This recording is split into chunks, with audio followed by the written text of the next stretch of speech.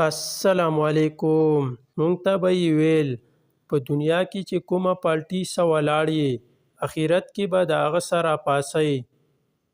دا اوس څه شی شو چې اوس به د عوام د چا سه راپاڅي؟